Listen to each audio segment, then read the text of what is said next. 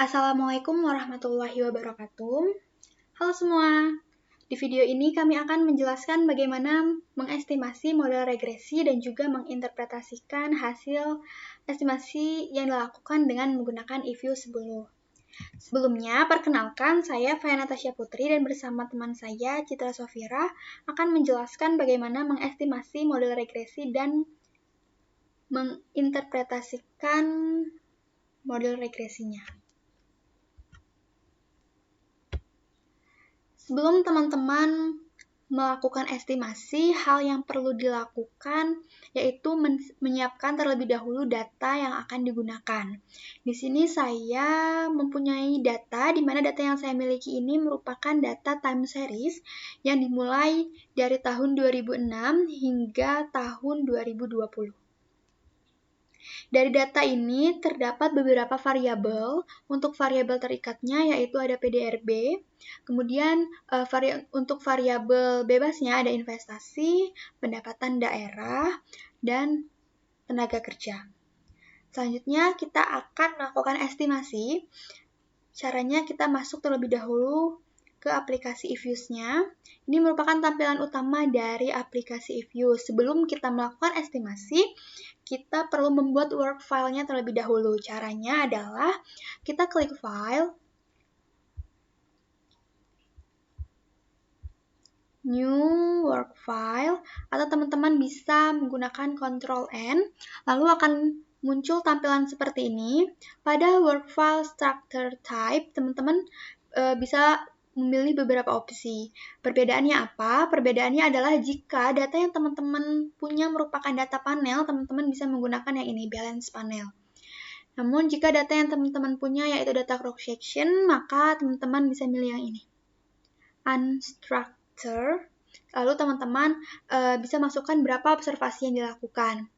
Karena data yang saya punya yaitu data time series, maka saya menggunakan yang ini, date regular frequency. Kemudian masukkan frekuensinya, karena datanya tahunan, maka saya pilih yang annual. Atau teman-teman kalau datanya itu quarter bisa juga, atau monthly juga bisa.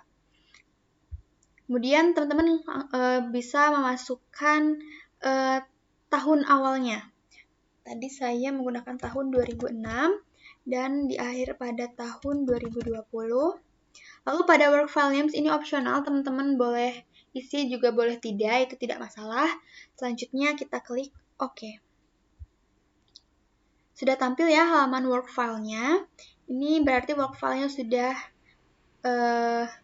tersedia. Selanjutnya kita akan memasukkan data ke dalam IViews-nya. Bagaimana sih caranya? Caranya teman-teman bisa copy terlebih dahulu data yang sudah dipersiapkan. Saya kopinya dari labelnya juga. Kita copy, Ctrl+C, kita pindahkan ke IViews. Kemudian teman-teman bisa klik quick, empty group. Nah, jika dilihat bahwa posisinya ini berada pada pas di tahun 2006.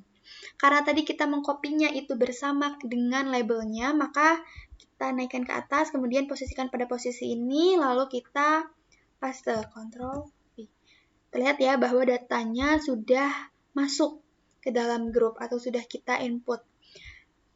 Data ini bisa kita simpan, caranya teman-teman bisa klik name, kemudian teman-teman bisa merubah atau membuat nama, terserah ini teman-teman mau beri nama apa, tapi saya menggunakan nama ini saja, grup 1, lalu klik OK.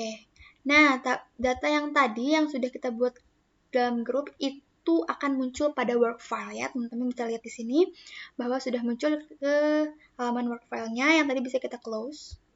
Nah, terlihat bahwa di work file ini terdapat ada konstanta, kemudian ada grup yang tadi data yang kita masukkan, kemudian ada variabelnya yaitu ada investasi, PD itu pendapatan daerah, ada PDRB, kemudian ada residualnya dan ada TK atau tenaga kerja. Selanjutnya kita akan melakukan estimasi. Kita klik 2 kali pada grup 1, kemudian akan muncul kembali. Ya, untuk melakukan estimasi kita bisa klik Pro, ini, kemudian make equation. Nah, yang pertama nanti kita akan melakukan estimasi model regresi linier. Bentuknya seperti ini, PDRB, I, PD, TK, dan C. Namun jika teman-teman ingin mudah untuk membacanya, membaca nanti hasil dari estimasinya, kita bisa pindahkan si konstantanya ini ke depan atau setelah variabel terikat atau setelah PDRB. Kita tekan di sini ya, C. Nanti konstantanya akan berada di atas. Kita lihat sama-sama ya. Ini jika sudah, kita klik OK.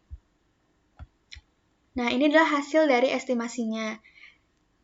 Terlihat bukan bahwa konstantanya berada di atas, karena tadi kita memindahkan konstanta yang ada di akhir menjadi setelah variabel terikat ya, pada posisi kedua ya gitu. Jadi si konstantanya ada di atas. Ini teman-teman bisa melihat bagaimana koefisiennya, bagaimana standar errornya, terus kemudian ada statistiknya, ada probabilitasnya juga, ada R-square, adjusted R-square, dan lain-lain. Oh ya, ini juga ada F-statistiknya juga. Lalu, teman-teman ingin melihat apakah data yang kita gunakan ini terdistribusi secara normal atau tidak. Teman-teman bisa melakukannya dengan memilih ini view. Kita klik ya view-nya, kemudian residual diagnosis, teman-teman pilih yang histogram normality test.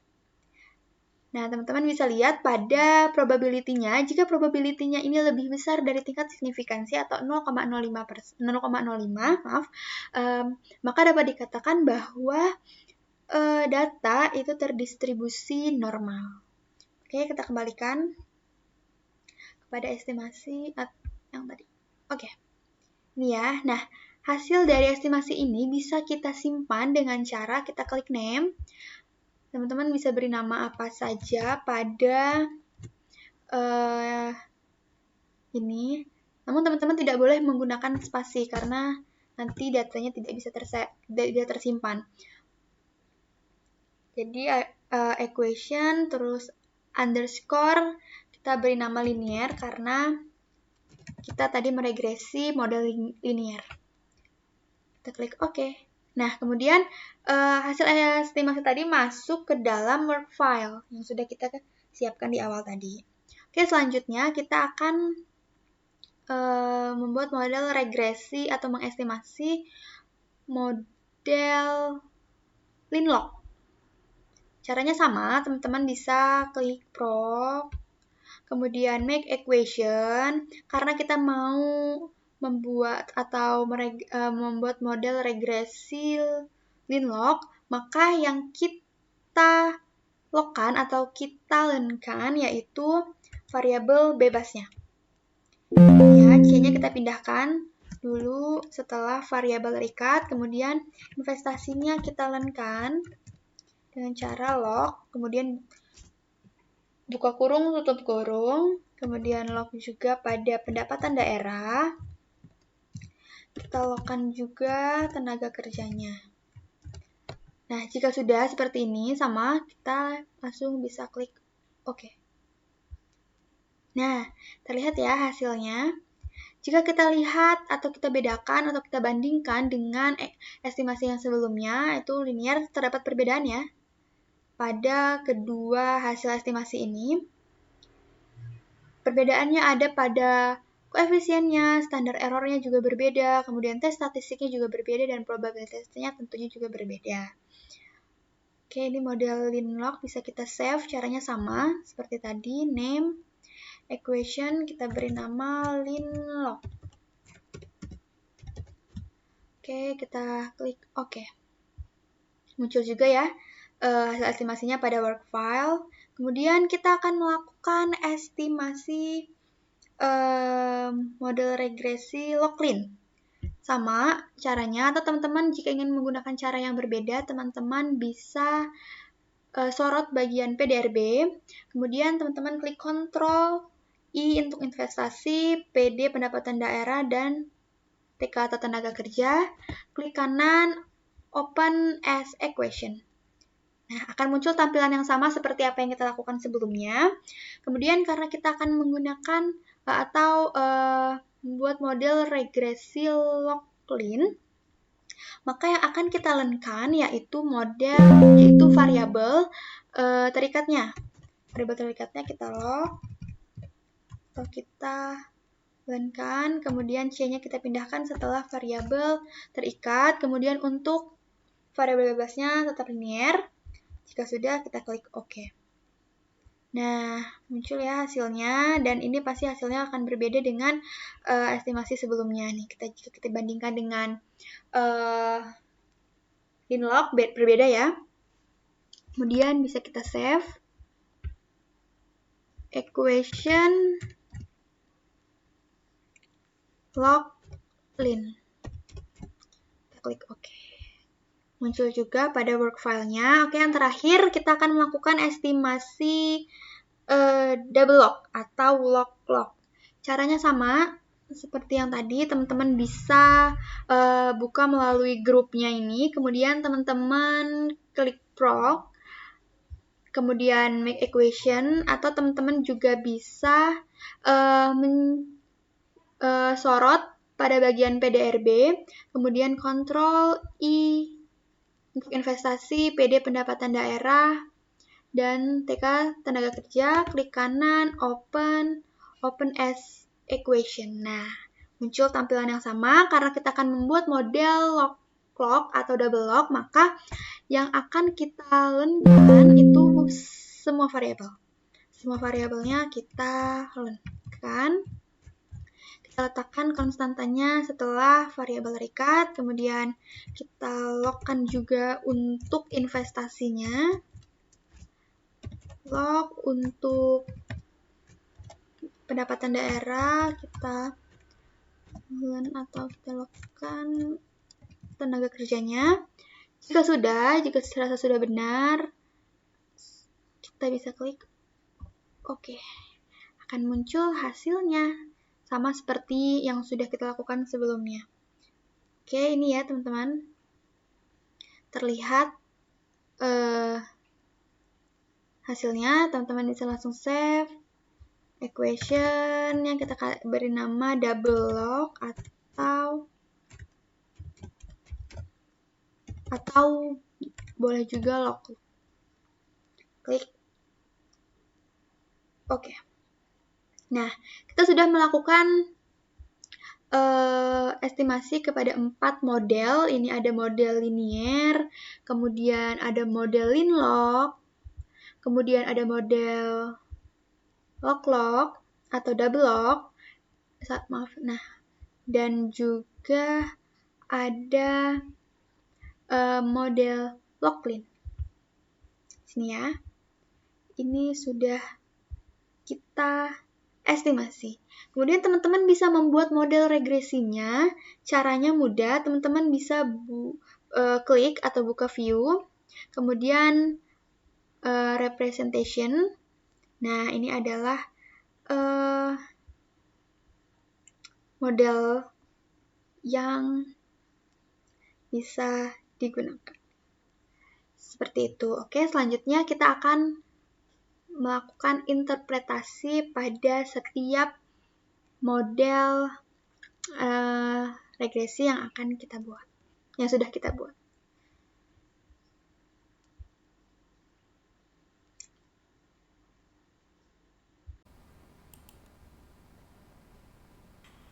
Selanjutnya, saya akan menginterpretasikan hasil regresi. Yang pertama, model regresi linear. Pada model regresi linear, konstanta sebesar min 2,74 menunjukkan bahwa jika investasi, pajak daerah, dan tenaga kerja sebesar 0, maka PDRB akan ada sebesar min 2,74 juta rupiah.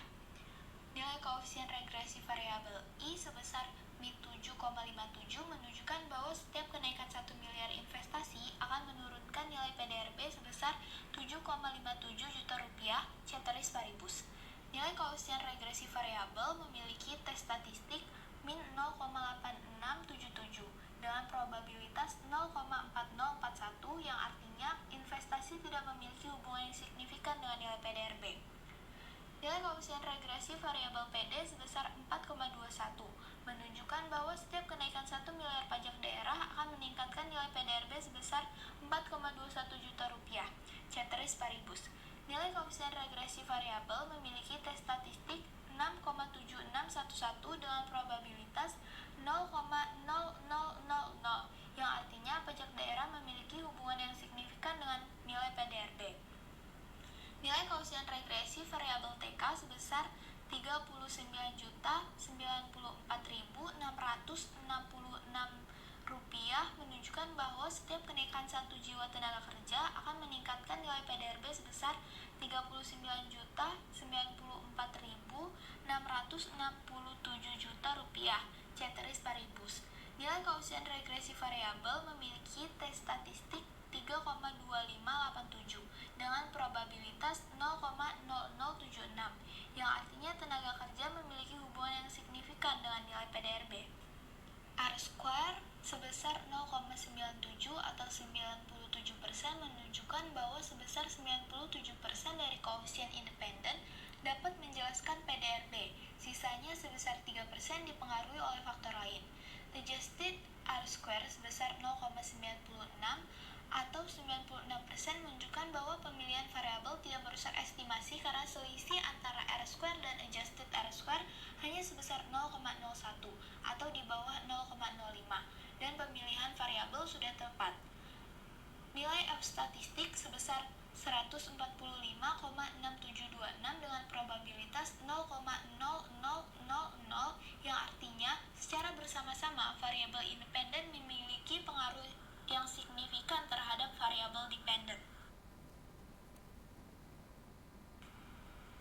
Yang kedua, mode regresi Lin-Log. Pada mode regresi Lin-Log, konstanta sebesar min 3,04 menunjukkan bahwa jika investasi, pajak daerah, dan tenaga kerja sebesar 0, maka PDRB akan ada sebesar min 3,04 juta rupiah. Nilai koefisien regresi variabel LNI sebesar 0,0282 menunjukkan bahwa setiap kenaikan 1% investasi akan meningkatkan nilai PDRB sebesar 0,0282%, ceteris paribus. Nilai koefisien regresi variabel LNI memiliki tes statistik 0,8282 dengan probabilitas 0,4251, yang artinya investasi tidak memiliki hubungan yang signifikan dengan nilai PDRB. Nilai koefisien regresi variabel LNPD sebesar 0,04 menunjukkan bahwa setiap kenaikan 1% pajak daerah akan meningkatkan nilai PDRB sebesar 0,04%, ceteris paribus. Nilai koefisien regresi variabel LNPD memiliki tes statistik 3,6603 dengan probabilitas 0,0038, yang artinya pajak daerah memiliki hubungan yang signifikan dengan nilai PDRB. Nilai koefisien regresi variabel LNTK sebesar 0,0193 menunjukkan bahwa setiap kenaikan 1% tenaga kerja akan meningkatkan nilai PDRB sebesar 0,0193%, ceteris paribus. Nilai koefisien regresi variabel ini memiliki tes statistik 4,1360 dengan probabilitas 0,0017, yang artinya tenaga kerja memiliki hubungan yang signifikan dengan nilai PDRB. R-square sebesar 0,96 atau 96% menunjukkan bahwa sebesar 96% dari koefisien independen dapat menjelaskan PDRB. Sisanya sebesar 4% dipengaruhi oleh faktor lain. Adjusted R-square sebesar 0,95 atau 95% menunjukkan bahwa pemilihan variabel tidak merusak estimasi karena selisih antara R-square dan adjusted R-square hanya sebesar 0,01 atau di bawah 0,05 dan pemilihan variabel sudah tepat. Nilai F statistik sebesar 90,3163 dengan probabilitas 0,0000, yang artinya secara bersama-sama variabel independen memiliki pengaruh signifikan terhadap variabel dependen. Lalu yang ketiga, mode regresi Log-Lin. Pada mode regresi Log-Lin, konstanta sebesar 31,6794 tidak dapat langsung diartikan. Untuk itu, konstanta harus diantilenkan terlebih dahulu. Setelah diantilenkan, konstanta didapat sebesar 5,73. Konstanta sebesar 5,73 menunjukkan bahwa jika investasi, pajak daerah, dan tenaga kerja sebesar 0, maka PDRB akan ada sebesar 5,73 juta rupiah. Nilai koefisien regresi variabel I sebesar min 0,00062 menunjukkan bahwa setiap kenaikan 1% investasi akan menurunkan nilai PDRB sebesar 0,00062%. Ceteris paribus. Nilai koefisien regresi variabel memiliki tes statistik min 1,0269 dengan probabilitas 0,3265, yang artinya investasi tidak memiliki hubungan yang signifikan dengan nilai PDRB. Nilai koefisien regresi variabel PD sebesar 0,0251 menunjukkan bahwa setiap kenaikan 1% pajak daerah akan meningkatkan nilai PDRB sebesar 0,0251%. Ceteris paribus. Nilai koefisien regresi variabel memiliki tes statistik 5,7911 dengan probabilitas 0,0001, yang artinya pajak daerah memiliki hubungan yang signifikan dengan nilai PDRB. Nilai koefisien regresi variabel TK sebesar 0,00002 menunjukkan bahwa setiap kenaikan 1% tenaga kerja akan meningkatkan nilai PDRB sebesar 0,00002%. Ceteris paribus. Nilai koefisien regresi variabel TK memiliki tes statistik 2,418 dengan probabilitas 0,0341, yang artinya tenaga kerja memiliki hubungan yang signifikan dengan nilai PDRB. R-square sebesar 0,96 atau 96% menunjukkan bahwa sebesar 96% dari koefisien independen dapat menjelaskan PDRB. Sisanya sebesar 4% dipengaruhi oleh faktor lain. Adjusted R-square sebesar 0,95 atau 95% menunjukkan bahwa pemilihan variabel tidak merusak estimasi karena selisih antara R-square dan adjusted R-square hanya sebesar 0,01 atau di bawah 0,05, dan pemilihan variabel sudah tepat. Lalu nilai F statistik sebesar 93,9585 dengan probabilitas 0,0000, yang artinya secara bersama-sama variabel independen memiliki pengaruh signifikan terhadap variabel dependen. Lalu yang terakhir adalah mode regresi double log atau log-log. Pada mode regresi double log, konstanta sebesar 15,9835 tidak dapat langsung diartikan. Untuk itu, konstanta harus diantilenkan terlebih dahulu. Setelah diantilenkan, didapat konstanta sebesar 8.740.954.000 rupiah, menunjukkan bahwa jika investasi, pajak daerah, dan tenaga kerja sebesar 0, PDRB akan ada sebesar 8.740.954.000 rupiah. Nilai koefisien regresi variabel Ln sebesar 0,0080 menunjukkan bahwa setiap kenaikan 1% investasi akan meningkatkan nilai PDRB sebesar 0,0080%. Ceteris paribus. Nilai koefisien regresi ini memiliki tes statistik 0,4151 dengan probabilitas 0,6860, yang artinya investasi tidak memiliki hubungan yang signifikan dengan nilai PDRB. Nilai koefisien regresi variabel LNPD sebesar 0,2630 menunjukkan bahwa setiap kenaikan 1% pajak daerah akan meningkatkan nilai PDRB sebesar 0,2630%. Ceteris paribus. Nilai koefisien regresi variabel memiliki tes statistik 4,2026 dengan probabilitas 0,0015, yang artinya pajak daerah memiliki hubungan yang signifikan dengan nilai PDRB. Nilai koefisien regresi variabel LNTK sebesar 0,9826 menunjukkan bahwa setiap kenaikan 1% tenaga kerja akan meningkatkan nilai PDRB sebesar 0,9828%. Ceteris paribus. Nilai koefisien regresi variabel memiliki tes statistik 3,6818 dengan probabilitas 0,0036, yang artinya tenaga kerja memiliki hubungan yang signifikan dengan nilai PDRB. R-square sebesar 0,95 atau 95% menunjukkan bahwa sebesar 95% dari koefisien independen dapat menjelaskan PDRB. Sisanya sebesar 5% dipengaruhi oleh faktor lain. Adjusted R-square sebesar 0,94 atau 94% menunjukkan bahwa pemilihan variabel tidak merusak estimasi, karena selisih antara R-square dan adjusted R-square hanya sebesar 0,01 atau di bawah 0,05, dan pemilihan variabel sudah tepat. Lalu nilai F statistik sebesar 87,1726 dan probabilitas 0,0000, yang artinya secara bersama-sama variabel independen memiliki pengaruh signifikan terhadap variabel dependen. Sekian pemaparan dari kelompok kami harapkan materi yang kami sampaikan akan bermanfaat bagi para pendengar. Kami ucapkan terima kasih. Saya tutup. Wassalamualaikum warahmatullahi wabarakatuh.